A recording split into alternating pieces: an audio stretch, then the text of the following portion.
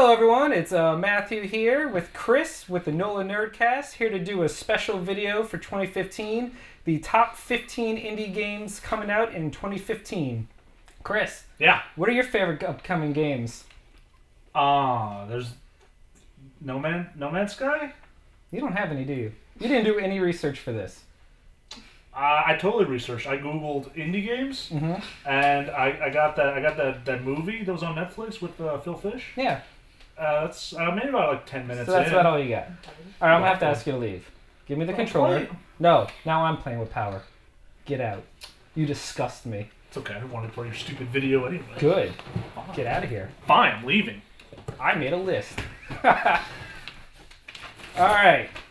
Now that the riff-raff's out the way, let's start the real show. I'm Matthew, NOLAnerdcast, and even though there's been 2 months of 2015 already, so we won't cover games like hashtag IDARB or There Came an Echo, I'm going to talk about the upcoming games left to come out in 2015.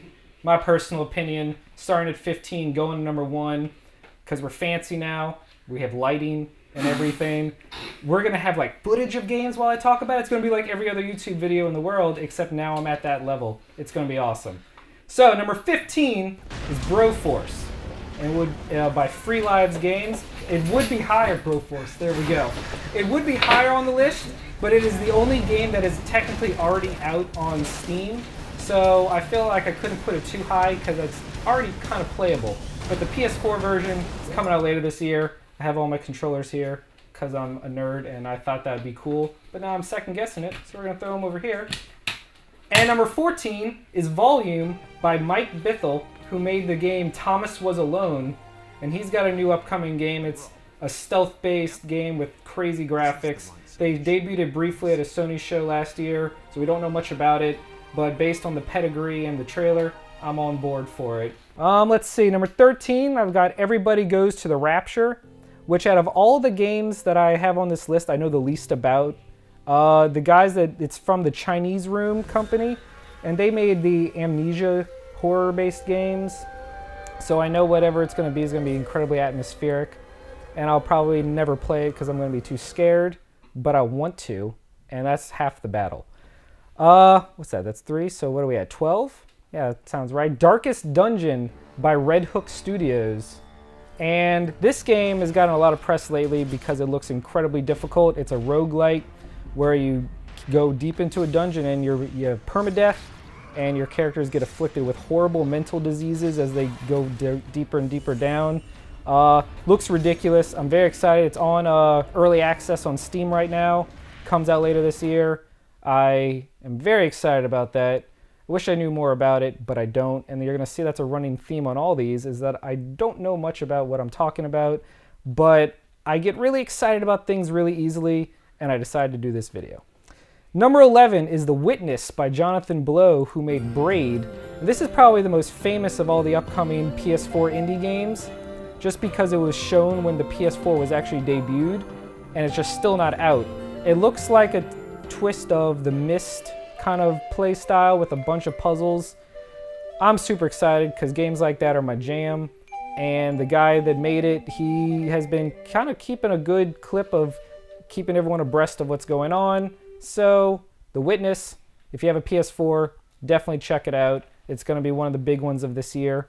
Now we're down to the top 10, so let's move right along. Number 10 is No Man's Sky by Hello Games, which would be way higher on this list because it was the only good thing to ever come out of that Joel McHale-led, just, I don't even want to say what I want to call it, just it was terrible video game show in 2013. And the reason it's not higher is because we just really don't know anything about it. We know it's going to be crazy ambitious, and it's supposed to have never-ending content that's going to take people billions of years to even touch. But the last time someone promised this much, it was Spore, and we all know how that came out. So while I'm really optimistic and very excited about it, I'm kind of having to temper my expectations because it seems too good to be true, but it's still number 10. Number 9 is going to be Titan Souls by Acid Nerve Studios. It's a pixel art, top-down, Dark Souls-esque meets Link to the Past Zelda game. It looks absurdly impossible to play, and it revels in the fact that you're going to die a lot, and I kind of dig that. And I just love the design, and any game that mixes Zelda with Dark Souls is kind of, you got to try it at least once. Moving on to the biggest, probably for me, Xbox One exclusive indie game. It's going to be Ori and the Blind Forest by Moon Studios. They debuted this at E3 last year. Looks absolutely gorgeous. It's an action platformer with a kind of Metroidvania vibe to it, but the execution and the gameplay and the graphics are just kind of top-notch. And it's one of the biggest Xbox One exclusives, so it's nice to see Microsoft jumping on board the indie scene. That one's going to be a really good one.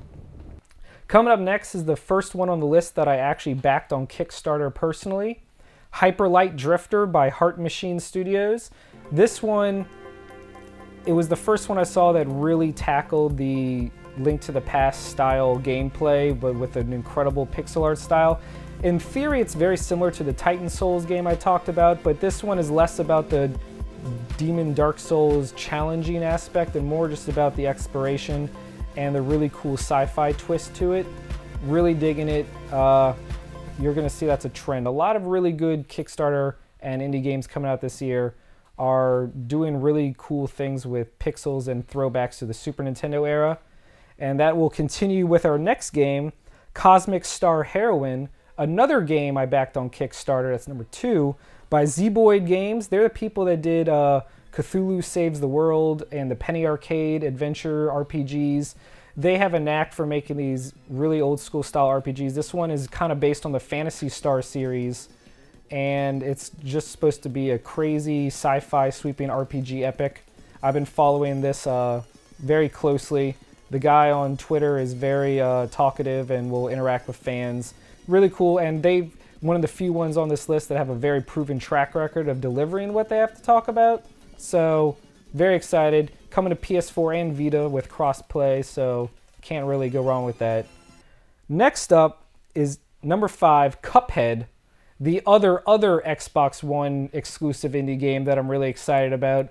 Mixes old school Steamboat Willie-esque Disney animation with a Mega Man inspired shooter, like platformer game.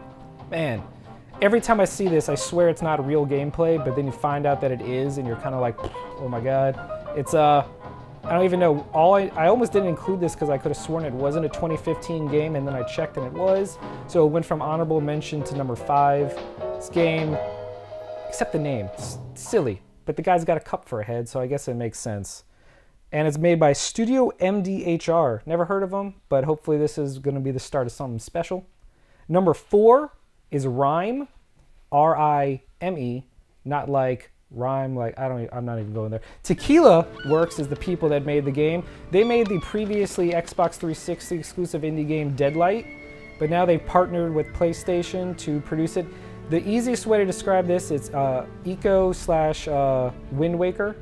The game is absolutely breathtaking to see, and I really don't even know what it's going to be about because they've been very secretive, but every gameplay trailer is just really blown me away. So, Rime on the PS4, indie games. I'm realizing now as I talk about these that they're all very similar in the way I described them, so hopefully the footage backing it up will help differentiate it. Number 3 is another game I kickstarted called Chasm by Discord Games. This mixes, I want to say, it's a Metroidvania, but also with elements of SteamWorld Dig and a little bit of Zelda 2, I want to put. I don't know, it's very hard to describe. It's an RPG where you delve deeper and deeper into this chasm, and every time you go down deeper and you unlock more levels and level ups and skills, you can do more. You raid the, I don't want to say tombs, but you get chests, you upgrade your equipment, you get better and can go further down. There's a town up top where you can upgrade your equipment and everything. I don't know, the game, they've got a demo out now, and it's kind of super addicting, but I don't want to get too much into the demo because that'll ruin the game for me, so I'm trying to keep myself isolated, but it's not working very well. Chasm is incredible.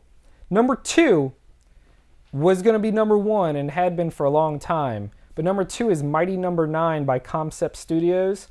The man who created Mega Man is now the man who's going to revive the legacy of Mega Man with a spiritual sequel with Beck and Call replacing Rock and Roll. I love his cheesy puns. But Mighty Number 9 is coming out this summer. I also personally backed this on Kickstarter. It was the first game I ever backed on Kickstarter. I'm a huge Mega Man nerd. If I had to pick one franchise, that would be it. Mega Man all day, every day. Mighty Number 9 looks incredible. I've been following it with a passion, and I hope that it spawns another 10 sequels before he abandons it and moves on to the next spiritual sequel. So Mighty Number 9, number 2, which brings me to number 1, a game made by one person over 5 years. Doesn't even have a studio name because it's just him. Tom Happ presents Axiom Verge, a throwback to the not even a Metroidvania, but a classic NES Metroid game mixed with a little dash of Contra, and it just has blown me away every time I've ever seen it. It even kind of factors in the classic NES glitches and turns it into part of the gameplay. And oh my god, it also has a demo out. It's partnered with the same people that made Chasm. Axiom Verge is the best upcoming game, and the best news for me because it actually comes out in 2 weeks, so it's the one I have to wait the least amount of time to play. If you have a PlayStation 4, if you have a Vita, it's published by Sony, gonna hit those first. Later this year it'll hit Steam. No matter how you play it, find a way to get it if you have any love of Metroid or Castlevania or Metroidvania style games. Axiom Verge, oh my god. So to recap, that goes Broforce, Volume, Everybody Goes to the Rapture, Darkest Dungeon, The Witness, No Man's Sky, Titan Souls, Ori and the Blind Forest, Hyper Light Drifter, Cosmic Star Heroine, Cuphead, Rhyme, Chasm, Mighty Number 9. What's that last one, Chris? It's the only one you ever heard of? Oh, No Man's Sky. No. Axiom Verge. There it is. Yeah. Number 1. All right, I'm Matthew. I'm Chris. I've really enjoyed talking to you about these indie games that are coming out this year. High five. You should buy them. Broforce. Nah. Aw. But, look them up. Check the videos in the description. Download them. Support indie games. They're important. There are more indie games coming out that I'm excited about than AAA releases, and I don't think I've ever been able to say that before. Nah. It's kind of weird. Yeah. Okay, now get off the couch. All right. I gotta watch TV. Watch it on that. On this? Yeah. What am I, a peasant? Get out of here. All right. NOLAnerdcast.